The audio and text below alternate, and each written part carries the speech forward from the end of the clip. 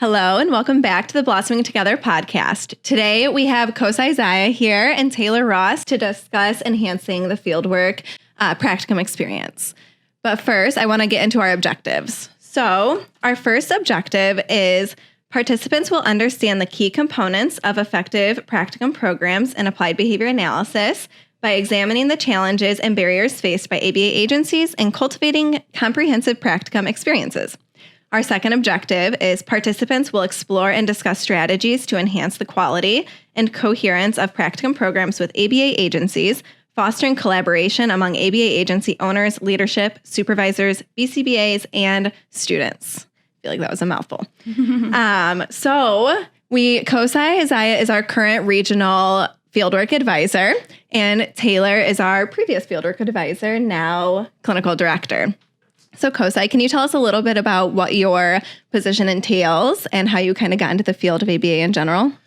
Starting kind of with how I got into the field, I went to U of M Dearborn for my undergrad studies, and I was a psychology major with a minor in bio and minor in philosophy. I didn't really know what I wanted to do with my psych major. Yeah. You have to kind of go to grad school with a psychology major.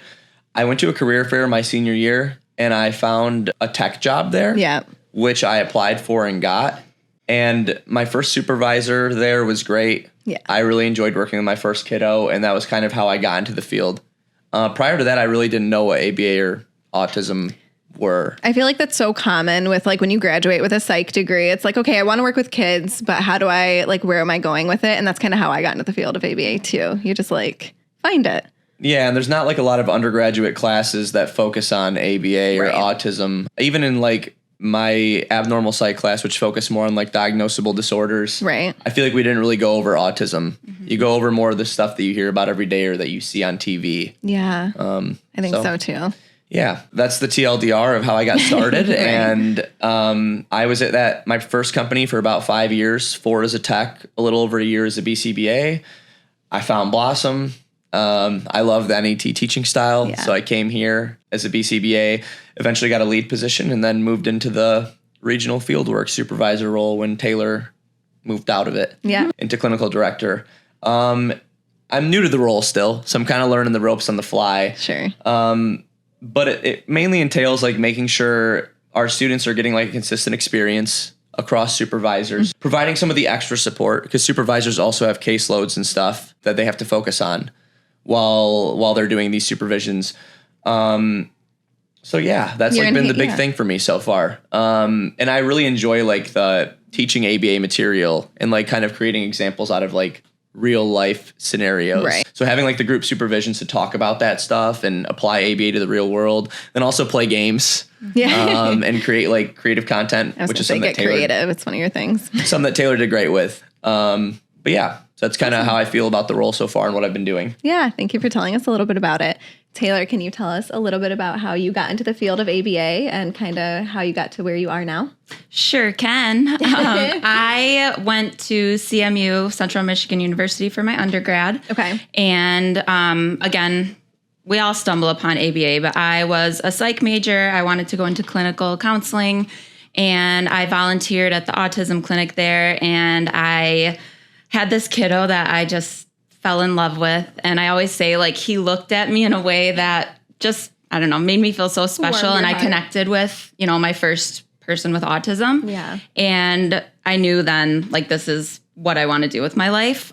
So Central Michigan has an undergrad, a couple ABA classes that I started to take.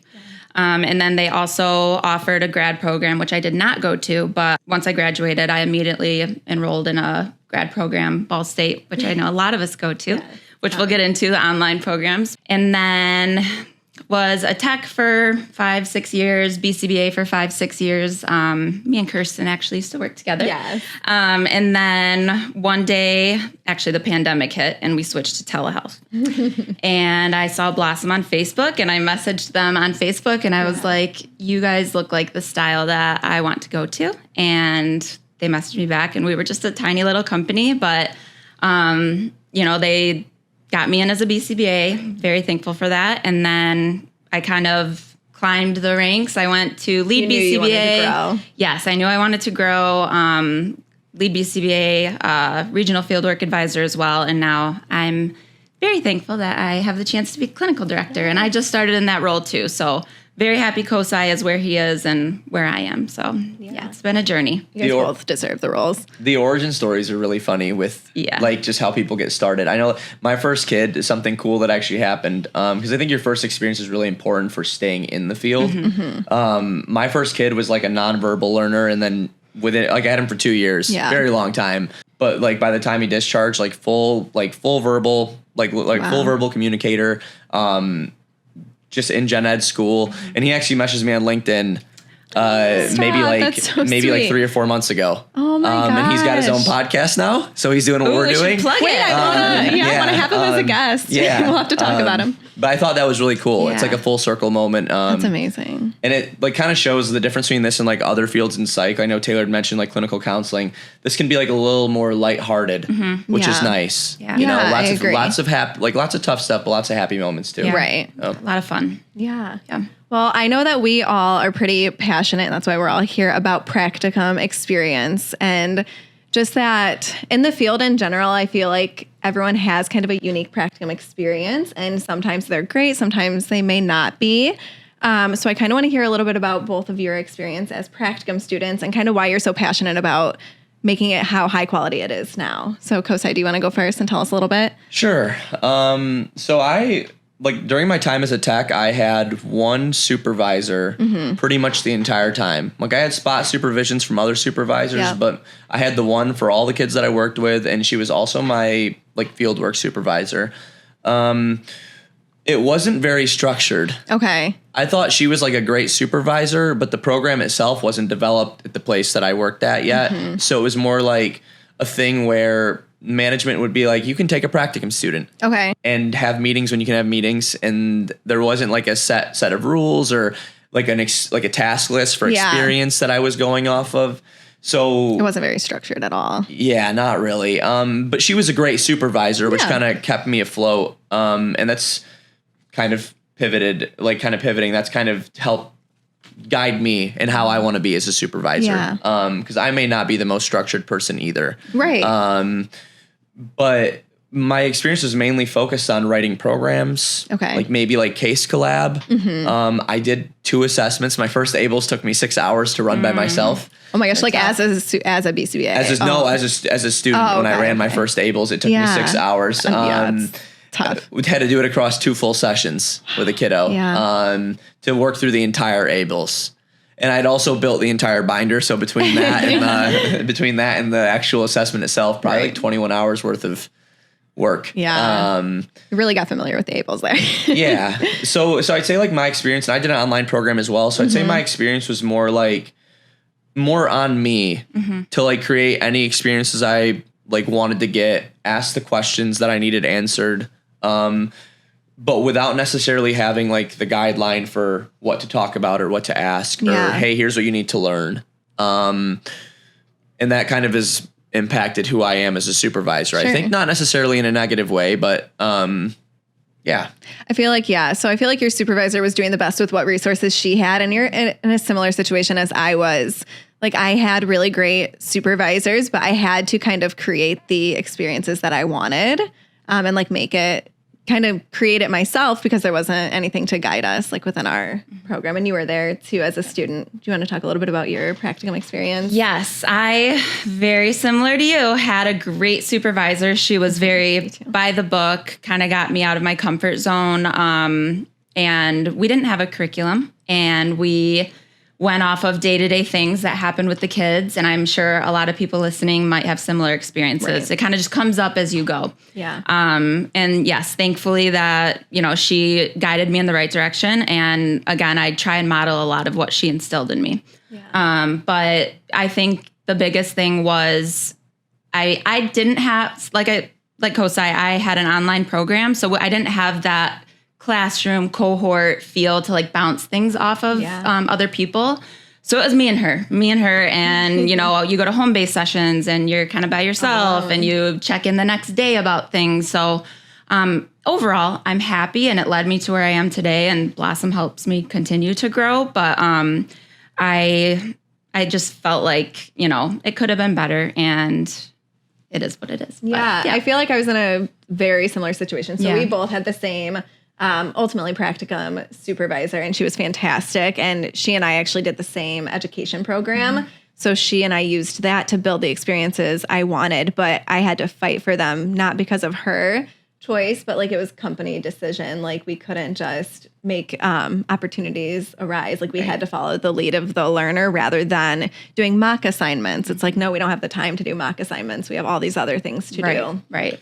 Yeah, and piggybacking off the home base thing, that made it really difficult because I was in the same situation. Made it very difficult to get experience shadowing, like going to other supervisions and stuff, because 100%. I had a full caseload. So I'd work with kids from 12 to 8, but those would be in 2 different places. So I'd have to drive somewhere else in the morning if I wanted to get shadowing in. Right. And I mean, we all have lives outside of this. It's like hard. I had a dog. So it's like I can't just be gone from 8 to 8 every day. Right. So that made it really difficult. That was one of the things about the experience that I'd probably change.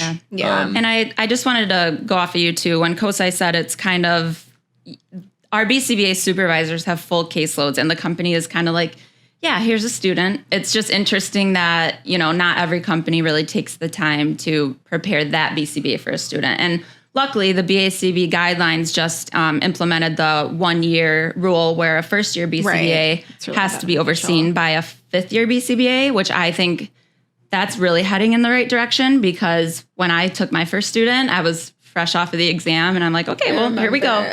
But just like making sure, I mean, we'll get into it, but making sure that those BCBAs are prepared as well and have the time. Yeah. So kind of with your guys' experience as the regional fieldwork advisors, I feel like you guys have done a lot of research knowing what typical experiences look like, what the general experience of a student looks like at other companies, or just kind of standard amongst the field. So can you tell us a little bit about that? And then we'll get into like how we want to improve it and what we want to make different. So the funny thing about it is I feel like the typical experience isn't typical because it's not the same across. That's a good point. Every other place, even speaking to the other BCBAs that we work with here on a regular basis about our experiences, it's like the only thing that's common is there wasn't a lot in common. There's not a lot of structure. And I think that's the barrier. Yeah. That's like where it's like kind of lacking. 100%. And to like piggyback off the kind of the companies just saying like, oh, here's a student. I know like where I was, my supervisor didn't have to take me on as a student. She was pretty much given the choice, as we all were there. Like, will you take a student?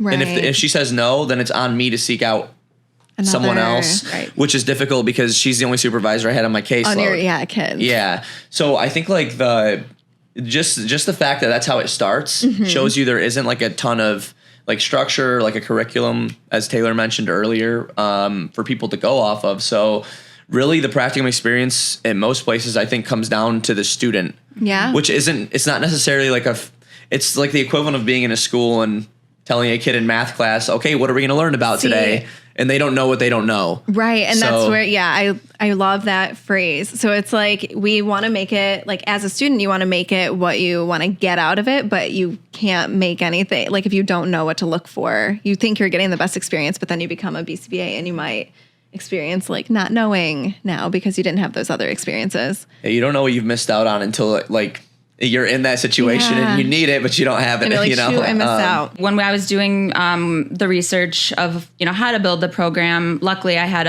a bit of a foundation from my previous fieldwork advisor here. We've had a couple, but I actually sent a poll out to a couple hundred BCBAs to have them rate their practicum experiences from 1 to 5. 1 being the least support, 5 being I loved my fieldwork experience. I wouldn't change anything. And I think we came up with, it was about 60% was rating their practicum experiences a 2, and those were current BCBAs. So just the general, I know that's only a sample of 200 BCBAs, but just the general consensus, most people felt undersupported and underprepared. As you take the exam and then you have your license and companies hire you, but did you really do the work? Are you really prepared to work, with not just autism population, but any population, any age. So that's really what I found when we were doing some of the research for the conferences we attended. Yeah. And I think what speaks to like the disparity in what everybody's getting is if you did a poll on how the experience was, you get results like that. But if you do a poll on how your supervisor was, you probably get a totally different set of results. That's true. Because we all said that we appreciated who our supervisor was as a person, but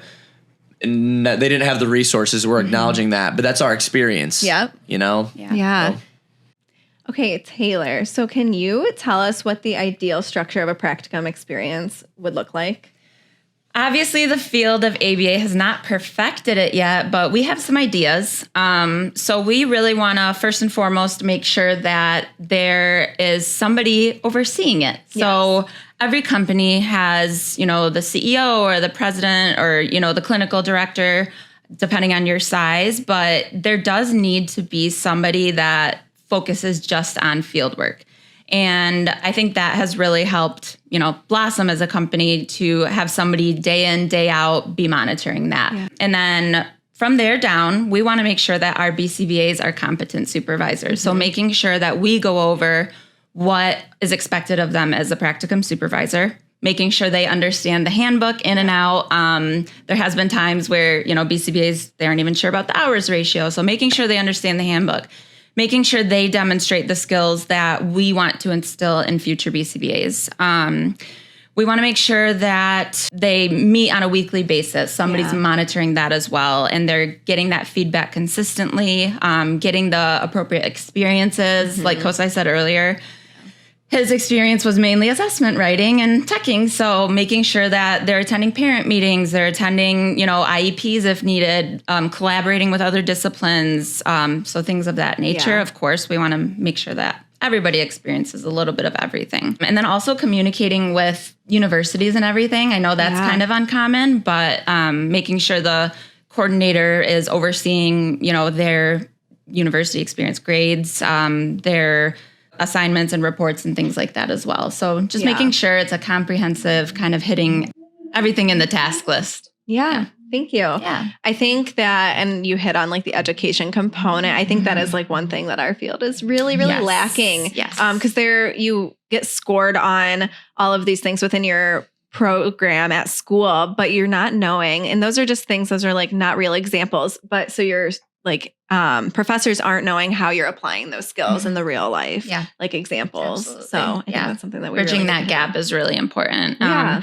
And then just going off of what you guys said, we don't know what we don't know. So at least at Blossom, and I'm hoping other agencies take this as well. Don't put it on the student. It's kind of up to us to build these BCBAs. We are signing off on their experience at the end of the day, and we want to make sure that we're prideful in that. So. Yeah.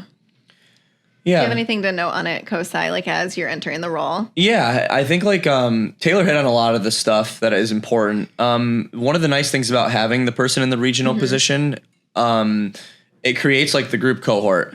So like we get the group supervisions, even if the experience that every student was getting was similar across BCBAs, having that group cohort allows the students to share experiences with each other. Yeah. Because like not everybody gets every experience just because that's just not how your day goes. It's not going to happen. But having like the cohort to talk through some of that stuff with, I think is really beneficial because you just get, let's say there's 9 people in the cohort, you get 9 times the experience that you'd normally get. Because the communication's so constant and collaborative. And I think another important thing with the practicum, like with the program itself, is having the additional roles within the company, such as like the supervising candidate role that we have here, in order to like provide like a different set of experiences, give more leadership opportunities. So what does that role entail for people who are unfamiliar with the supervising candidate? So our supervising candidates, they have lighter caseloads, so they're teching a little bit less than your normal full-time technician. And then they're allotted some extra paid time to provide support to other kids in the clinic, or some of the other techs. So they'll get called to support when a behavior happens. So the BCBA doesn't always have to drop what they're doing and go do it. And then they also get the experience supporting on like novel behaviors or with kids that they don't know as well. And And it gives them an opportunity to collaborate amongst each other, gives them an opportunity to collaborate with BCBAs about what they've seen when they help on these behavior calls, which is like a huge skill once you go into the field. They also get some allotted time to go do fieldwork stuff.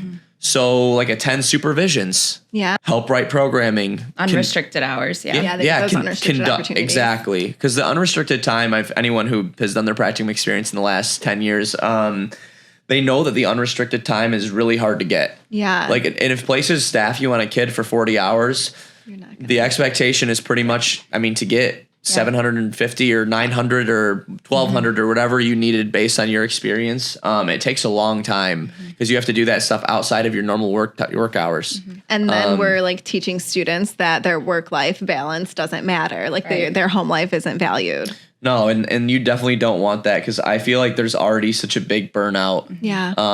Like in this field, like you see BCBAs who are done before they're 30 or techs that are done 6 months into the job. So I think having that extra time allotted to get some of that stuff done, focus on some of the admin work, because that's what BCBA life is like too, balancing the admin with the clinical stuff. We are very lucky, I just have to say, to be at a company that will invest in that unrestricted paid time. I was going to ask, how many hours do our supervising candidates get for like paid? So the supervising candidates get 12. And some of that time is going to be allotted to being that center support staff. But they have the rest of the time to kind of use for shadowing supervisions, helping with treatment plans, all this other stuff they can get experience for, and collaborating. Whereas the practicum students who aren't supervising candidates get 5 hours. So that's still some paid time, which is something that is very foreign to the rest of us because we didn't have any of that. Okay, I want to take a really quick break to name our first code word, which is student. So your code word for your CEU is student. Perfect. So Kosai, we kind of talked a little bit about what like a ideal practicum experience looks like. And I know something that you really focus on with your students that you have is soft skills and developing those. And I think that's something that not all of us really got to work on. So can you talk a little bit about how you promote soft skills at the start of your students' experience? Sure. And even starting before I started as a BCBA, I spoke a little bit about my practicum experience and not having necessarily like a ton of the shadowing time or things like that. One thing that I'm very grateful for was that my supervisor was cool about filling me in on situations that would occur. So like the tougher stuff that happened, she'd always come and tell me about it, even if I wasn't necessarily involved. Sure. So I think like having that sort of experience when I start, normally one of the first things I tell my students is like, keep your head out of the dump. And that sticks. Typically it sticks with them. And I've had people actually come back and reference it afterwards. Or it's like, hey, I did this because I remember you saying that, which is really gratifying, I think, is like someone who's explaining this stuff. But I think like there are certain things that you can learn on the fly. When you start as a BCBA somewhere, generally you'll have somebody holding your hand when you do your first couple assessments, as you write programs for your first couple kids. And all of that clinical stuff, like you're going to get taught. And odds are it's going to be different based on where you're at. Like Blossom does things much differently than my previous place. So when I came to Blossom, I pretty much had to relearn the clinical skills for the first couple months. You spent all these hours like mastering something and like, all right, let's do it over again. I mean, you get taught DTT and then you have to go learn the whole thing again, but NET style, which took a second. But I think the soft skills, like handling different situations, how to work with other people, that stuff, if you don't have it when you first start working somewhere, and the same thing that we'll say to the students, then you're kind of SOL. Because like once you have like bad rapport with somebody, or you show that like you're not necessarily the best collaborator, you have to work to undo that image. And it's really difficult to undo that versus like just being good at it from the start. And obviously, sometimes that stuff comes naturally to people. Other times they have to work at it. But I think like focusing on that just as much as you do the clinical stuff, you prepare them more for the actual field. Because not everyone's going to be a BCBA where they do their practicum. So the clinical stuff is going to change, but the soft skills don't. You have to be able to collaborate wherever you're at. And I think a big soft skill that is sometimes really hard, and it was hard for me coming into becoming a BCBA here, is the feedback component. Like I was able to give feedback to technicians, but even providing feedback to leaders and things like that. So how do you promote those within your sessions or supervisions? So I generally ask for it, but like also I think that's another soft skill is like setting good boundaries or expectations at the start of any working relationship. So like tell students to do this with families or with new techs or with new supervisors. Setting some boundaries and expectations as to how you like your feedback. When you like your feedback. Do you like it in the moment? Do you want it afterwards? Public versus private is another big argument. And do you like it face to face or via like a message? A direct message, Yeah, like we use Slack, but other places use GroupMe, things like that. So I think like coaching that stuff is just practice with it. I know the first time I asked my my students here for feedback was the first time I really tried this, and I got it back and it was a little rough. It wasn't necessarily the feedback itself that was rough, but more so the delivery. Okay.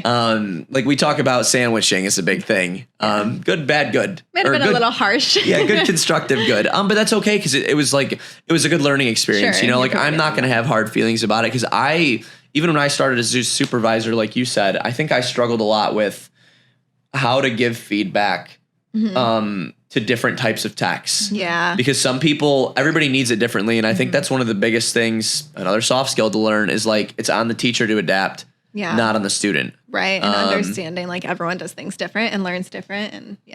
And so you have to really like be malleable. Yeah. You come from a place of like humility too. Like you're very humble. And I think just as BCBAs too, and instilling that in our students, we know ABA and we don't know everything. So I think, you do a really great job of like receiving feedback. It's okay. It's natural. It's normal. Right. And, not everybody possesses that skill. So thanks. Yeah. Great job. I think so too. Yeah.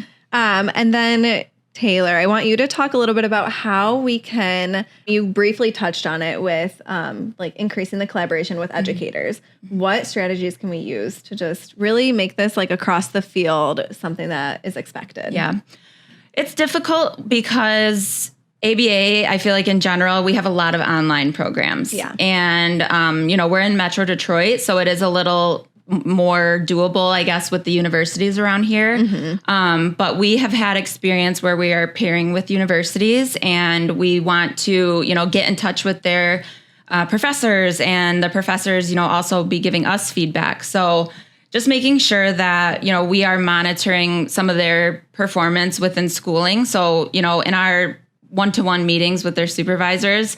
Sometimes we will go over schoolwork, things like that. And then, sometimes professors will reach out to their practicum supervisor to make sure that, they're getting experience within their assignments as well. And I know like some universities do a task list type of thing. Yeah. What do they call it? It's like a practicum. Oh my gosh. Like a workbook. Yeah, a workbook. Yeah, and making sure that you're hitting everything. And Blossom also created one of those. So making sure that we're kind of lining up with the universities in that sense. But in an ideal world, I would love if every supervising BCBA had the chance to talk to students' professors and vice versa, just to make sure we're, again, bridging that gap. Because with online programs, there is a big gap. There's two completely different, your fieldwork experience is one place and then your school is across the country. Yeah. So I think we're getting there. And I think the more conversations we have like this, the better. But, there's still some work to do. I think something that needs to be more streamlined is the scoring of like the student at their practicum experience. Yeah. So like making sure they are not necessarily graded and it might not go towards their grade, but I know that not every supervisor scores the assignments completed by their student. So they're not learning the proficiency. Like they might be completing it, but to what extent? Is it high quality, Yeah. And that's like, I think that's like a really big inconsistency within the field. Even talking to like the BACB, because I just sent an email actually last week asking an hours question.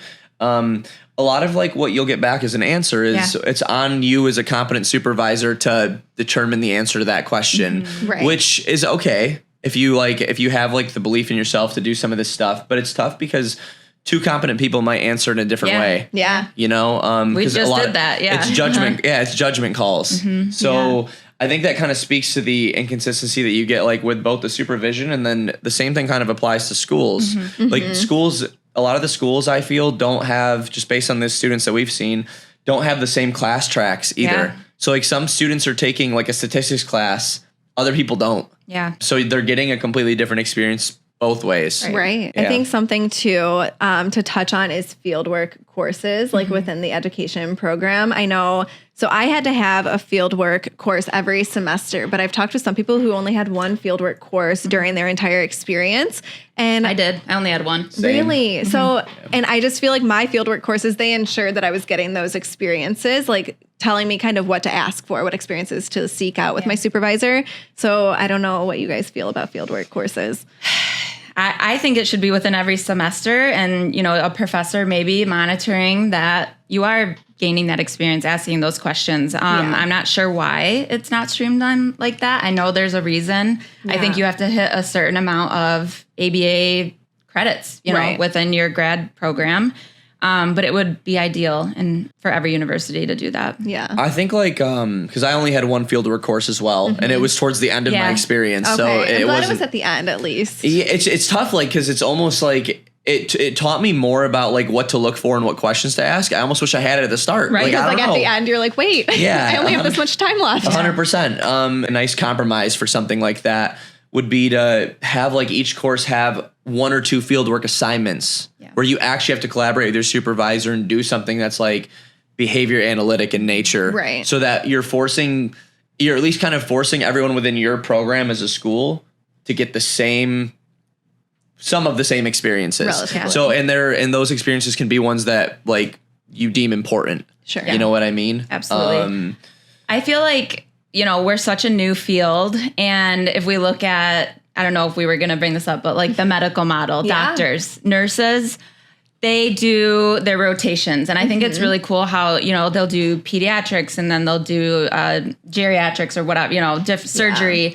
It would be really cool if every program did like early intervention and then adolescence and not just autism even. Sorry, not even just autism. Yeah. But we haven't figured that out quite yet. But I think, following those types of models, hopefully we'll get there one day. So our like almost like a residency, is similar to something like very structured. Seeking those like type of experiences. It's just, and I think there's so many, like, talking about that right now, it's a great idea. There's just so many barriers that like we see, like with, even with families getting attached with technicians, like the difference between seeing people day to day versus doing your rotations where you may see a patient and then never see them again. Yeah. You know, and that's the tricky part. How do nurses and doctors do it? I think it's the way that we do need to go. Yeah. It's just so I think that those are like, that's one of the big barriers is like especially with people that work in home, like you build the relationship and then it's like, it's like, oh, actually I'm gone. Bye. You know? Very unique. What we do is very unique. And I hate to say like, we're in the autism area of ABA. But I would love if, universities and the board, maybe one day, you do your rotations with each population and maybe animals and I don't know. It would just be cool. I think that's such a good point to note because like we always get told, no, there's so much more you can do with ABA. It's like, but you can't do it if you didn't have a supervisor within that because you can't do it if you're not competent in it. Exactly. Really common one is prisons. Yes, People talk about prisons, but I've never met a BCBA that worked in a prison or has that experience. You know, it's like how do you find those mentors? So if the BACB could help us like navigate that, that would be awesome. I think so too. Our second code word for today is going to be supervisor. Do either of you guys have an answer for if we would recommend that like the entire field kind of shifted to having a fieldwork advisor and kind of running their program similar to how we do? I know it can be really costly. So I think there are definitely benefits, like we've talked about, to having a role like that. We're talking about the consistency of experience in the field, but you can't get that if you don't even get it within your own company. Yep. So having the fieldwork advisor helps with that.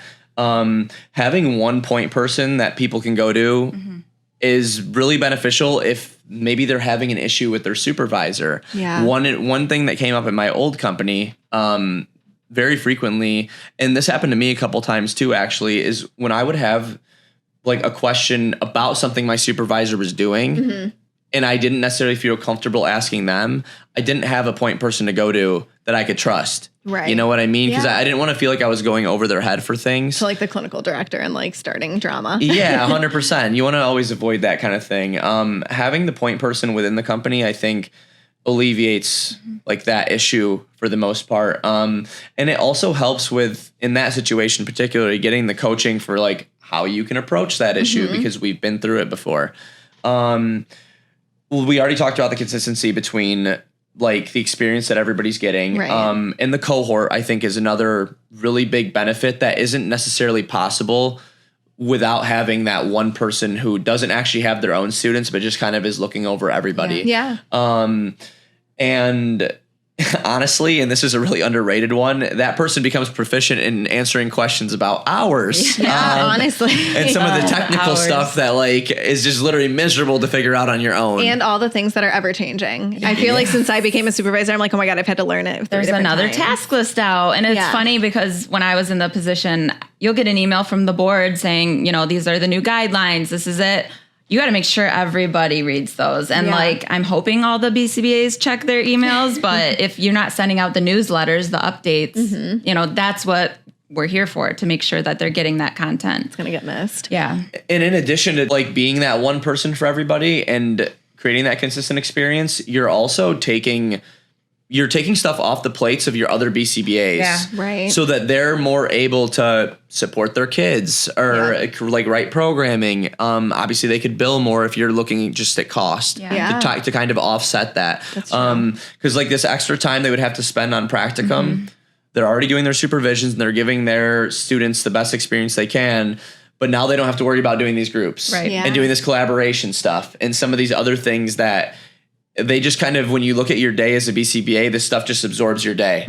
You know, like you come into work and you're like, okay, I have a good plan. I'm going to be here 8 hours. And then you end up being there for 9.5. Yeah, exactly. Really common in the field. Like it doesn't feel like a 40-hour job all the time. Sometimes it's not. So having someone else to just take some of that stuff off your plate, very beneficial. You mentioned your cohorts. What do you set up like groups now? What do your group supervisions look like? So we do a group supervision every other week, which essentially looks like a class. Cool. But we play games and stuff and we do things that are more interactive.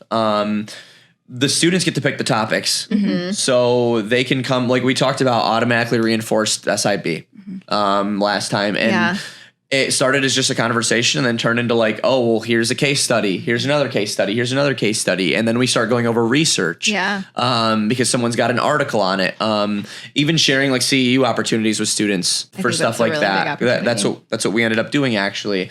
So that's kind of what the group supervision looks like. And then we also do like a literature review almost group every couple weeks for our students that are closer to testing to help build fluency. A lot of people know the material and understand like the definitions and can recite what they were taught in a classroom or in a book. But you don't always get the fluency in terms of like applying that to the clinic. Yeah. You know what I mean? Like obviously stuff like things like token economies or token boards, like you'll see that stuff. It's like, okay, this is really simple. But then you see like the different kinds of group contingencies like that are just used in the classrooms at our clinic. Sure. Some of the differential reinforcement stuff where it's like, oh, well, you don't think about it that way, but really that's exactly what you're doing.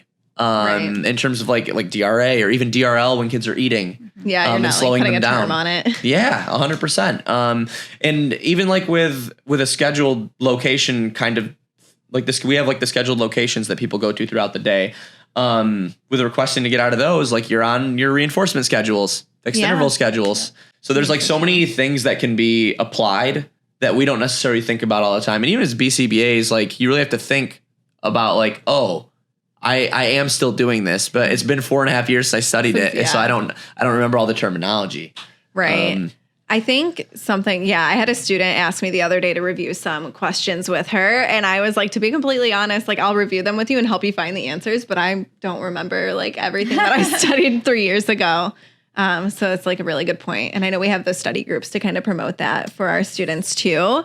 I do want to be transparent with the listeners as well that our program hasn't always looked like this. So I kind of want to talk a little bit about not the mistakes, but things that we did at the beginning of the program and how it's shifted since then. Well, I was the fieldwork advisor maybe 2 years, and I took it on, and it wasn't perfect, and it's still not perfect. Every day we're changing something or trying to make it better. Yeah. I really just think like how we came to some of these things was we had a student maybe go through their whole fieldwork program, finish their hours, all their classes are done, and then, they didn't feel ready that they were a BCBA, and we were like, oh my gosh, like we tried to get you through this. We got you through this. You don't feel ready. What are we going to do? Yeah. So trial and error, just like ABA is, we try something, we see the results, and then we have to maybe change it. So just a lot of, going through those types of things. And then I think going off of like the costliness and everything, I really like what Kosai said about it takes pressure off of the BCBA. So maybe the BCBAs, when they were supervising, they're saying, I don't have enough time to go over all of this, or even just logistics of like who is going where, who's going to be supervising who, that, takes some of that off the BCBA. So there's hopefully less burnout, things like that. So. And even other leaders within the company. Like typically if you don't have a fieldwork advisor, it's going to be on the clinical director or the president. And they have, as you know, now going into the clinical director role, there's so much else that you have to cover. It's like making those decisions. I almost wonder at ABA agencies if we could, I would love to streamline this, but making it seem as that important of a position. And here it is. Like you are right up there with everybody. But, you have your clinical directors, you have your, billing department, whatever, but you got to have a fieldwork person to, get that spreadsheet out of who's going where. Like, are you doing the task list? Are you meeting your hours? Things like that. So, yeah. And to piggyback off of that a little bit, with that fieldwork position too, like something that Taylor started doing in the position was sending out surveys, like on a 3 to 6 month basis for students to get like some of that like written feedback for how their experience is going. Because I think like one of the best ways to like build an experience is to like look back at what you missed on yours, because that's the stuff that really sticks with you. Yeah, because once you get in the field and you realize that you miss it, it's like, oh, bad experience. So really trying to avoid that. I think that's helped catch a lot of the like kind of quality control stuff that you need to do. Not letting it slip through the cracks as it would before. Or not like even letting them feel heard. That's transparency. Transparency is huge. And that's something that we always talk about. But it's it's like a core component of our field. Like our students know that they are valued and their experiences are like what matters. And we're here to do it for them. Absolutely. And that's even something I think when we interview new BCBAs here, one of the questions that we ask is, like, what's something that you wish you'd gotten off of your practicum experience that you didn't get? Because we're trying to see how ready they are to be a supervisor. Because a lot of people haven't been in a structured place like this where you're going to have 1 or 2 students. But at pretty much all times. So it's a little bit hard. So if there are BCBAs listening who really want to kind of implement this within their organizations, but they're not in a leadership role, how would you recommend they present it to those leaders? Honestly, get the data, go around, maybe take some polls of your BCBA or BCBAs and just see what their experience was like and what their current experience is, and see like maybe just the satisfaction levels. Take surveys, be transparent. And not everybody is, as lucky as us to have like transparency within our leaders, but we were able to go, to upper management and say, our center is trying to be innovative in the field in general with the NET, the classroom styles. But we also want to be innovative on the other side of it with, not with the kids, to build better BCBAs. So going to your upper management and just, presenting some type of proposal, a plan, and in the long run, how is it going to benefit your company? Each company has, morals, values that we want to instill in our technicians.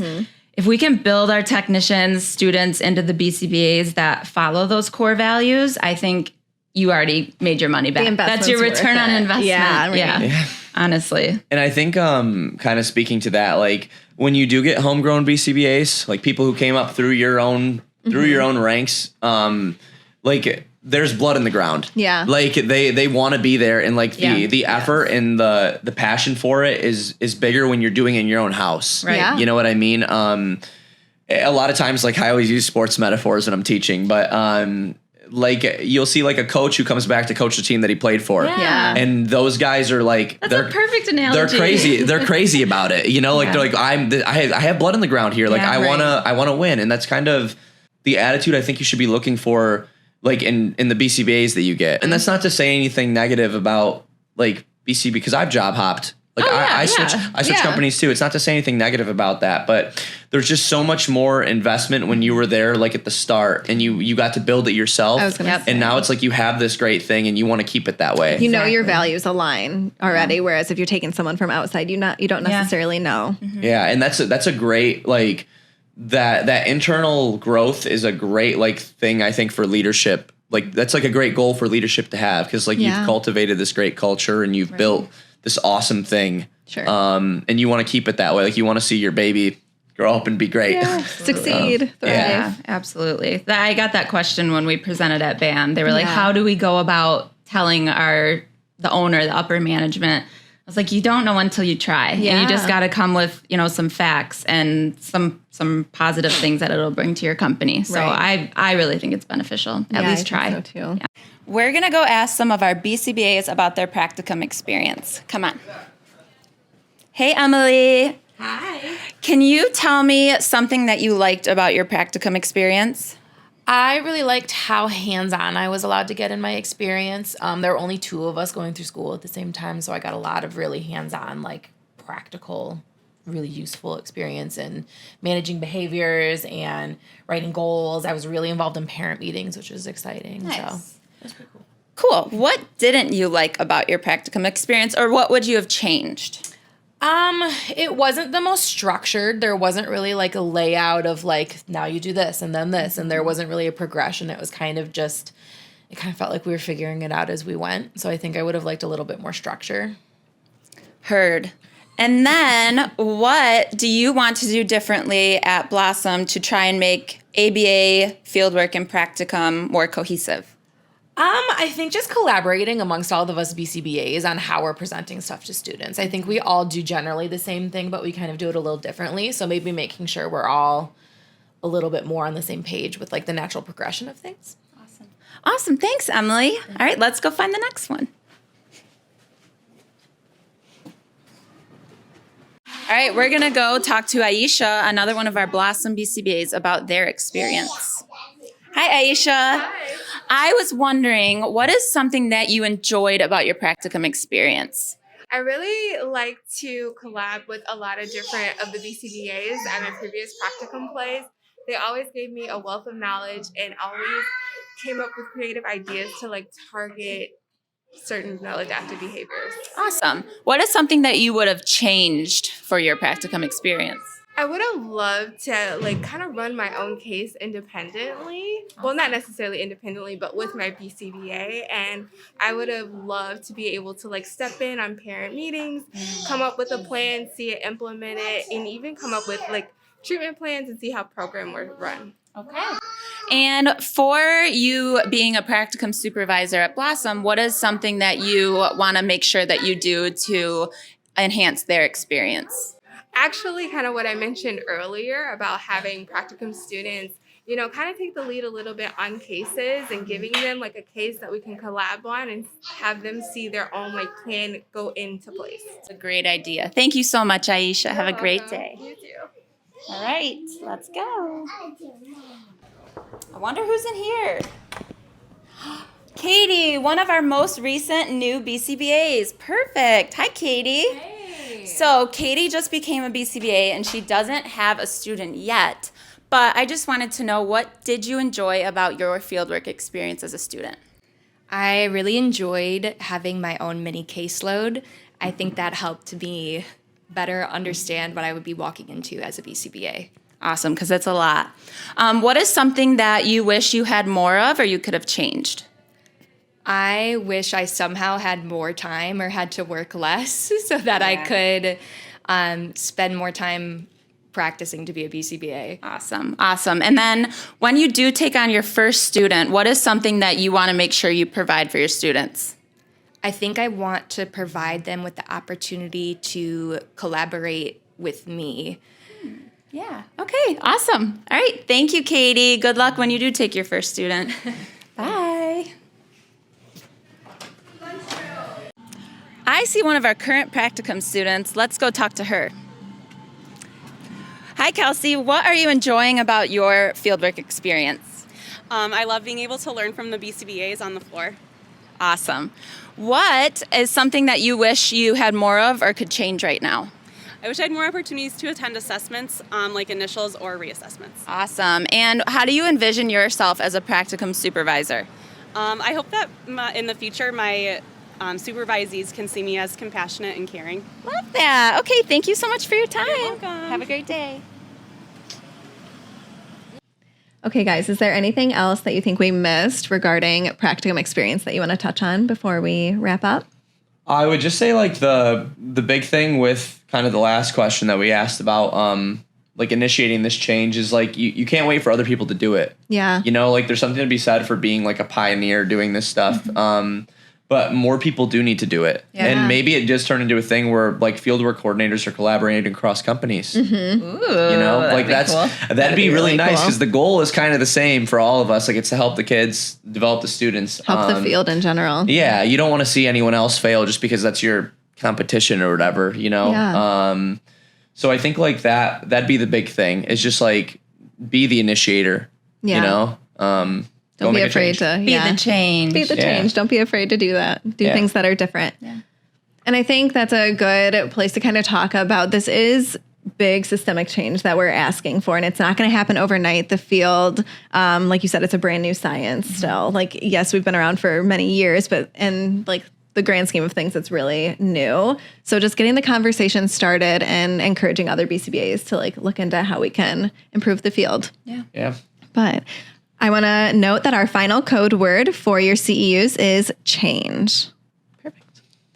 All right, guys. Well, thank you so much for joining me Thank you for today. having us. That Thank was you. fun. Yeah, it was so much fun to talk with you. I hope to have you Yeah. guys back soon. Yeah, and thank you everybody for listening. Yes. Talk to you later. Bye. All right, guys. Thank you so much for listening. Please don't forget to like and subscribe. And if you want your CEU credits, go to our website at blossomchildrencenter.com. Talk to you later. See you.